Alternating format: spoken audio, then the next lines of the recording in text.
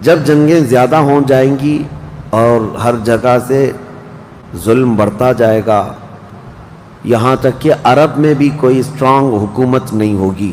یہ حدیثوں کی روشنی میں اب میں آپ کو بتا رہا ہوں.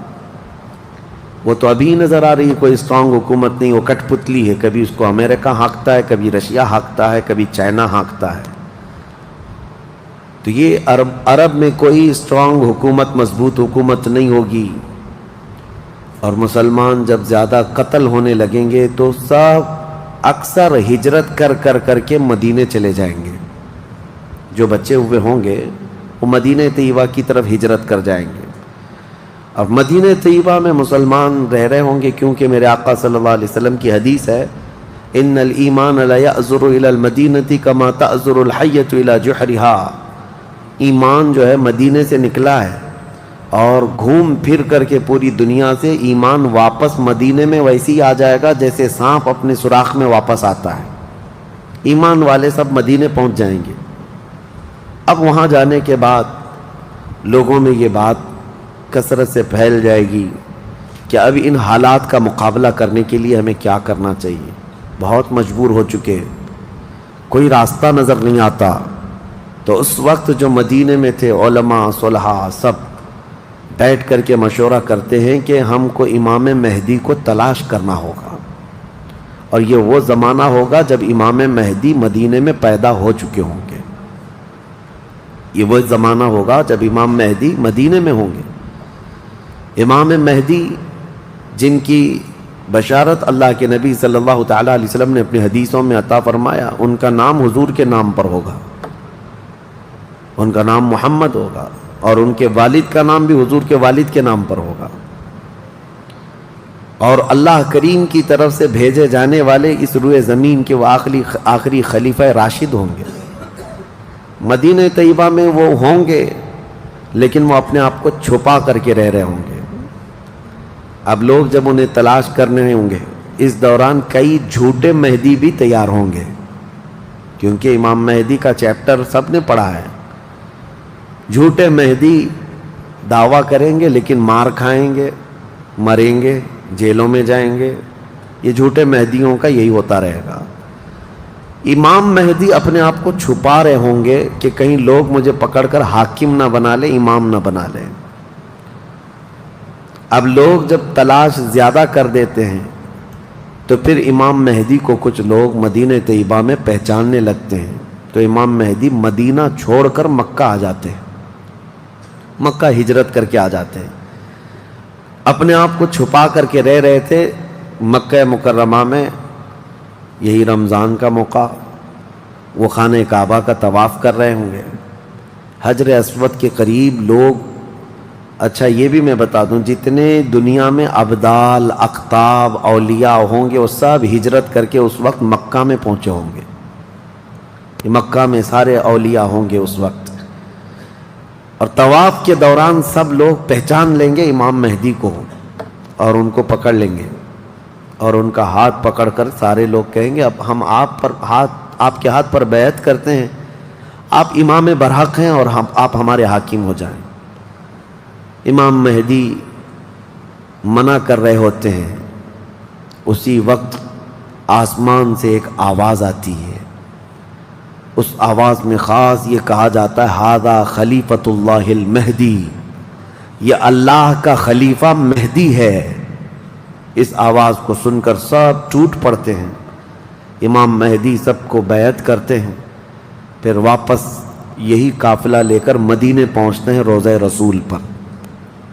میرے آقا صلی اللہ تعالیٰ علیہ وسلم کی بارگاہ میں جب پہنچتے ہیں تو اہل مدینہ بھی ان کے ہاتھ پر بیعت کرتے ہیں اور ایک پوری فوج تیار ہوتی ہے. یہ انقلاب کا دور ہے. جتنی جنگیں ان کتوں نے کی تھیں، جتنا ظلم رچایا تھا پوری دنیا میں، اب ریورس ہونے کا ٹائم آ جاتا ہے. حضرت امام مہدی اس فوج کو لے کر ملک شام کی طرف جاتے ہیں. حالات ملک شام کے ایسے ہو چکے ہوں گے کہ ملک شام میں عیسائیوں کی حکومت قائم ہو چکی ہوگی. ابھی تو نہیں ہے یا انڈائریکٹ ان سے کسی کا تعلق ہے تو یہ ہمیں پتہ نہیں، لیکن حدیث میں یہ ہے کہ عیسائیوں کی حکومت ملک شام میں قائم ہوگی اور یہودی فتنہ مچا رہے ہوں گے ہر جگہ. قتل عام جو مسلمانوں کا سب سے زیادہ کرنے کی کوشش ہے وہ یہودیوں کی طرف سے ہے.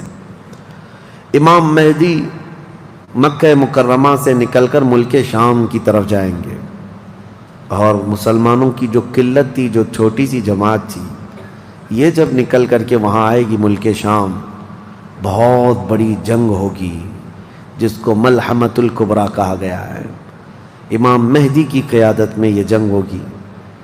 سارے کفار، عیسائی، یہودی سب مقابل میں آ جائیں گے. ان کی تعداد جو حدیث میں بتائی گئی ہے وہ 80 جھنڈوں کے نیچے آئیں گے اور ہر جھنڈے کے نیچے 12,000 لوگ ہوں گے. اور یہ مسلمانوں کی نہیں ہے، یہ کفار و مشرکین کی. تقریباً یہ 9,60,000 کی تعداد بنتی ہے کفار و مشرکین کی. 9,60,000. مسلمانوں کی تعداد کتنی ہوگی یہ تو نہیں پتا. اس کے بعد جنگ جب شروع ہوتی ہے، پہلے دن مسلمانوں کا 1/3 حصہ میدان چھوڑ کر بھاگ جاتا ہے. جو کمزور دل تھے وہ چلے جائیں گے. اور ان کے متعلق کہا گیا ہے کہ یہ ایسے لوگ ہوں گے جن کی توبہ کبھی نہ قبول ہوگی اور روئے زمین کے سب سے بدترین لوگ ہوں گے. وہ سب سے بدترین لوگ ہوں گے جو میدان چھوڑ کر بھاگ چکے ہوں گے. 1/3. دوسرے دن 1/3 شہید ہو جائیں گے، قتل ہو جائیں گے. تیسرے دن اللہ تعالیٰ اس مومنین کی قلیل جماعت کو فتح مبین عطا فرمائے گا. اور اس کے بعد ملک شام کے سارے انتظامات امام مہدی کے ہاتھ میں ہوں گے. دمشق جب وہ آئیں گے، دمشق کی جامع مسجد سے امام مہدی اپنے انتظامات و انصرامات کو سنبھالیں گے. پھر وہاں سے امام مہدی اسی فوج کو لے کر قسطنطنیہ جو موجودہ استنبول ہے اس کو فتح کرنے کے لیے نکلیں گے. اس وقت وہ بھی عیسائیوں کے ہاتھ میں ہوگا. اب جب امام مہدی یہاں آئیں گے، صرف ایک ہی دن میں قسطنطنیہ یعنی استنبول فتح ہوگا. اور اس کی بھی کیفیت بتائی گئی ہے، مسلمانوں کے صرف نعرے تکبیر سے فتح ہوگا. صرف اس لیے کہ ایسی ہیبت طاری ہوگی ان کفار و مشرکین کے دلوں میں. پورا شہر فتح ہوگا. امام مہدی یہ شہر فتح کر کے واپس ملک شام آئیں گے، دمشق میں آئیں گے. اب یہ وہ وقت ہوگا جب امام مہدی مسجد سے انتظامات و انصرامات سنبھال رہے ہیں. اور کثیر جنگیں اس وقت بھی ہوں گی، لیکن ہر جنگ میں اللہ تعالیٰ امام مہدی کو فتح عطا فرمائے گا، ہر جنگ میں. اور یہودی دسیسہ کاری کر رہے ہوں گے، امام مہدی کو ختم کرنے، قتل کرنے کی بہت کوششیں کر رہے ہوں گے. پھر امام مہدی ان یہودیوں سے لڑتے رہیں گے. اس وقت اللہ کی بارگاہ میں امام مہدی بھی دعا کرتے ہیں کہ مولا ان ظالموں سے ہمیں نجات عطا فرما. اور یہودی بھی جگہ جگہ اس بات سے پریشان ہوں گے کہ امام مہدی نے ان کا بیڑا غرق کر رکھا ہے. جہاں جاتے مقابل میں یہ شکست کھاتے ہیں، مر جاتے ہیں، اور ان کے مقابل میں کوئی آ نہیں پا رہا ہے. تو پھر ایران کے ایک علاقے میں یہ یہودی کثرت سے دعا میں مشغول ہوں گے. یہ وہ زمانہ ہوگا جب عراق اور شام کے بیچ میں دجال ظاہر ہوگا. دجال جس کے متعلق حدیث پاک میں تفصیلاً بہت ساری باتیں آئی ہیں. دجال آئے گا، وہ ایک آنکھ سے کانا ہوگا، آنکھیں دونوں ہوں گی، ایک آنکھ اس کی نظر آئے گی اور اس کی آنکھ کے کنارے کافر لکھا ہوا ہوگا جس کو مسلمان دیکھ کر پہچان لیں گے. اور وہ بڑا بھاری بھرکم طاقتور ہوگا اور اللہ تعالیٰ اس کو بہت سارے خارق عادات چیزیں عطا کرے گا. وہ ظاہر ہوگا اور سب سے پہلے یہودیوں میں آ کر کے ہی بیعت لے لے گا، یعنی اپنے آپ کو پہلے رسول بنائے گا. اور پھر سارے یہودی، حدیث پاک میں تو ہے کہ اصفہان ایران کے 50,000 یہودی اس کی فوج میں شامل ہوں گے. ہاں، جس کو یہ مسیحا کہتے ہیں اور اس کے انتظار میں بلیاں چڑھا رہے ہیں. یہ ظاہر ہوگا عراق اور شام کے بیچ میں ہے. اور پھر یہ سب یہودی دجال کی فوج میں شامل ہوں گے. دجال ایسے نکلے گا روئے زمین پر، حدیث پاک میں یہ سب ملتا ہے کہ وہ آسمان سے گہے گا تو آسمان سے بارش برس جائے گی. زمین سے سبزہ نکلنے لگے گا، کسی کو مار کے دوبارہ زندہ کر کے دکھائے گا، یہ سب چیزیں وہ کر کے دکھائے گا، یہاں تک کہ چلتے چلتے زمین سے کہے گا تیرے اندر جتنے خزانے ہیں نکال، زمین پورے خزانے باہر کرے گی، اور جب وہ آگے چلتا رہے گا تو یہ خزانے شہد کی مکھیوں کی طرح اس کے پیچھے جھنڈ کی طرح چلتے ہوں گے خزانے، اور دنیا کے لالچی لوگوں کو ایک سکہ ہی چاہیے بس، جس کے پاس مال ہے اس کے پیچھے غلامی ہے۔ بہت بڑا فتنہ ہوگا، بہت بڑی آزمائش ہوگی، لیکن جو ایمان والے ہیں حدیث میں ہے اس دن بھی وہ نہیں بہکیں گے، اس دن بھی وہ نہیں بہکیں گے، وہ غضب کا ایمان ہوگا ان لوگوں کا۔ حضور صلی اللہ تعالیٰ علیہ وسلم نے فرمایا دجال کے فتنے سے مقابلہ کرنے والے جو مومن ہوں گے نا، اس کا فتنہ دیکھ کر کے بھی ایمان پر قائم ہوں گے، ان کے لیے حضور نے فرمایا وہ بغیر حساب کے ہی جنت میں جائیں گے، ان کا حساب نہیں ہوگا، وہ بنا حساب کے جنت میں جائیں گے۔ تو دجال روئے زمین پر گھوم رہا ہوگا اور فتنہ مچا چکا ہوگا، اور پہلے تو رسول کہتا رہا، اس کے بعد پھر خدائی کا دعویٰ کرے گا کہ میں خدا ہوں۔ اس کی خدائی کو ماننے والے وہ یہودی بھی ہوں گے، عیسائی بھی ہوں گے، بہت سارے مسلمانوں میں بھی گمراہ ہو چکے ہوں گے، جن کا پہلے سے ایمان مضبوط نہیں تھا وہ اس کے پیچھے چل پڑیں گے، وہ ہزاروں کی تعداد میں لوگوں کو کافر بنا چکا ہوگا۔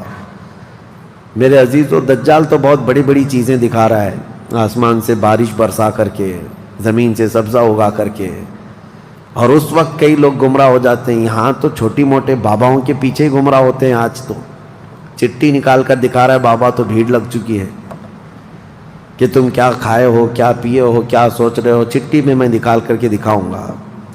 چٹھی والے بابا کے پیچھے ہی ہزاروں چلے جاتے ہیں، تو دجال والے بابا کے پیچھے کتنے جائیں گے؟ لیکن حدیث پاک کی روشنی میں مفسرین نے، محدثین نے فرمایا کون لوگ اس دن محفوظ رہیں گے، کون لوگ اس دن محفوظ رہیں گے؟ دجال کی شکل جیسی بھی ہو، لیکن وہ جو چیزیں خارق عادات دکھا رہا ہوگا لوگ اچنبے سے دیکھ رہے ہوں گے۔ اچھا ایک بات اور بھی بتا دوں، آپ گھر میں بیٹھے ہوں، کوئی مسجد میں ہوں گے، شور آئے گا کہ وہاں پر خدا اتر پڑا ہے، نعوذ باللہ من ذالک، اور عجیب و غریب چیزیں دکھا رہا ہے، آسمان کو کہہ رہا ہے تو آسمان بارش برسا رہا ہے، زمین کو کہہ رہا ہے تو زمین خزانے نکال رہی ہے۔ کچھ لوگ جو گھر میں بیٹھے ہوں گے، توجہ یہ بہت اہم بات کہہ رہا ہوں، کہیں محفل میں ہوں گے، مسجد میں ہوں گے، جب یہ شور آئے گا تو کچھ کہیں گے کہ چلو ہم بھی جا کر دیکھ کے آتے ہیں، تو کچھ لوگ یہ کہہ کر کے اٹھیں گے اور جا کر کافر ہو جائیں گے، اور کچھ لوگ وہ ہوں گے جو جیسے سنیں گے اپنے آپ کو گھر میں ایسے مضبوط بند کر لیں گے کہ ان کو ہوا آنے کی بھی خواہش نہ رہے، اس طرح اپنے آپ کو محفوظ کر لیں گے۔ اور بزرگوں نے لکھا ہے کہ اس وقت اس کے فتنے عروج پر ہوں گے، لوگوں میں صرف اور صرف چرچا یہی ہوگا۔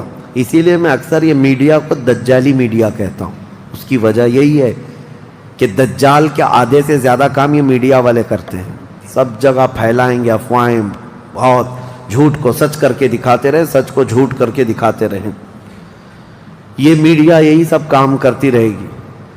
اس وقت کون لوگ محفوظ رہیں گے؟ بزرگوں نے لکھا ہے دجال کے قریب بھی جائے گا کوئی بندہ، لیکن اس کو دیکھ کر نہیں گمراہ ہوگا، تو یہ کون ہوگا؟ جس کا سینہ حضور کی محبت سے بھرا ہوگا، یہ وہی ہوگا، یہ وہی ہوگا جس کے لیے اعلیٰ حضرت نے فرمایا نا، تیرے قدموں میں جو ہیں غیر کا منہ کیا دیکھیں، حضور کے قدموں میں جو پڑے ہیں وہ غیر کا منہ کیا دیکھیں، کون نظروں میں جچے دیکھ کے تلوا تیرا۔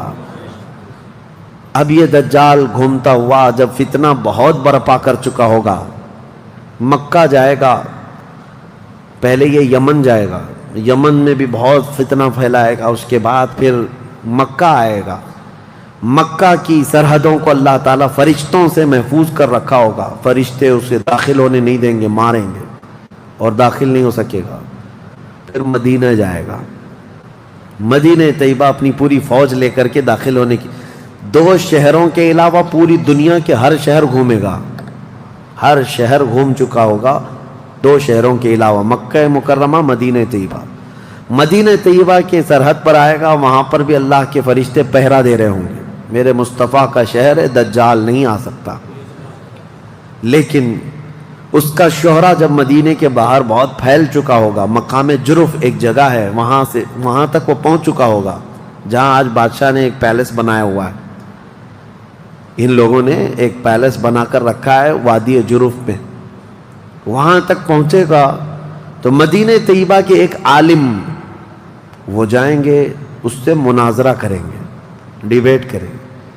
صرف مناظرے کے کرنے کی وجہ سے اس عالم دین کو وہ قتل کر دے گا، قتل کر کے اس کے بعد پھر ان کو دوبارہ زندہ کرے گا، اور اس کے بعد کہے گا کہ دیکھا میری طاقت۔ اس عالم دین کا کہنا ہوگا اب تو مجھے تیرے دجال ہونے پر اور زیادہ یقین ہو گیا، اس لیے کہ میں نے میرے مصطفیٰ سے سنا ہے وہ مار کر کے دوبارہ زندہ کرے گا۔ اور اس عالم کا دوسرا چیلنج یہ ہوگا کہ میں نے اپنے حبیب سے ایک اور بات سنی ہے، اب کی بار اب تو مار کر کے دکھا۔